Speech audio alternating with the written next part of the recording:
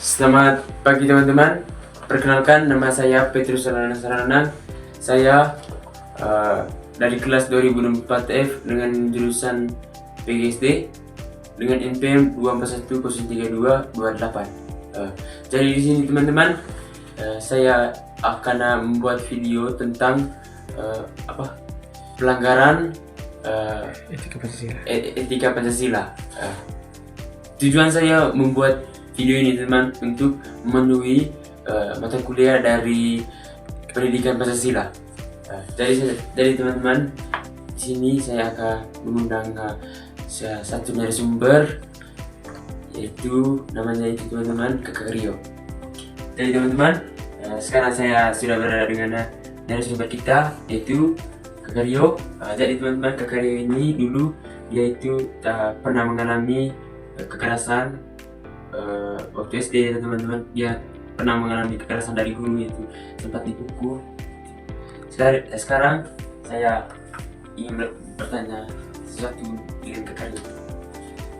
Sebelum kita memulai wawancara ini teman-teman, saya persilakan Kakak Rio untuk memperkenalkan diri dulu supaya teman-teman yang di luar bisa tahu. Baik, terima kasih.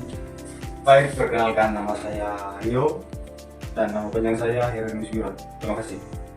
Oke, teman-teman, singkat Pak, jelas teman-teman.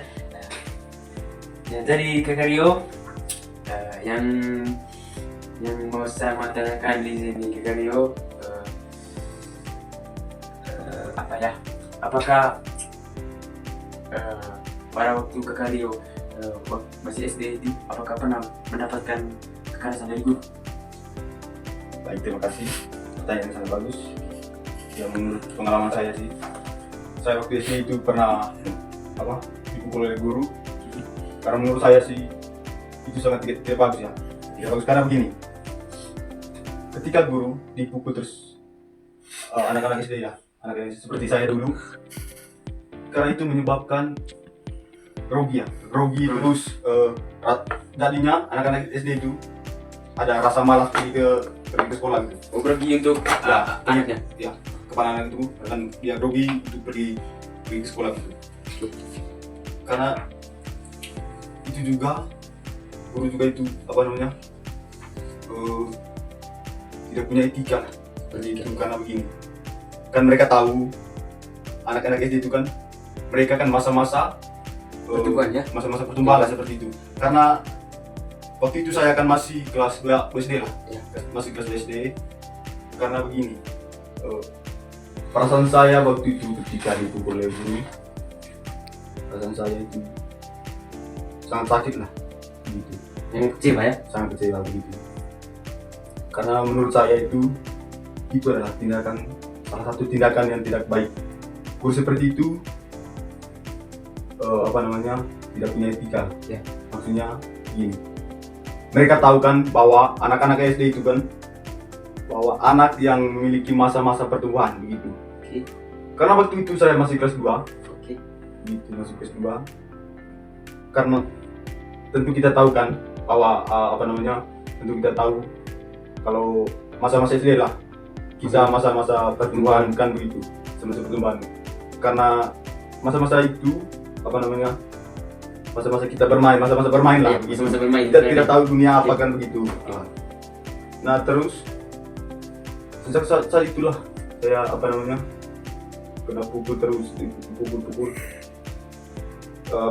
Saya merasa grogi terus, tidak mau pergi sekolah. Bahkan begini, saya mulai saat itu saya pergi sekolah itu 1 kali 1 minggu, 2 kali 1 minggu terus. Waktu itu juga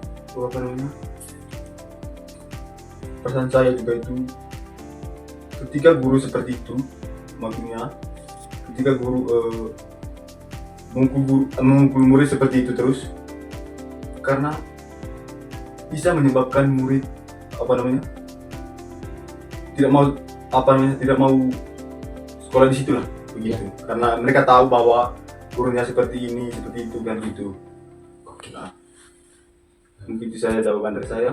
Mungkin ada pertanyaan lagi dari adik saya dong. Terus apakah perlakuan guru tersebut dapat kita contohi? Karena menurut pemahaman saya guru itu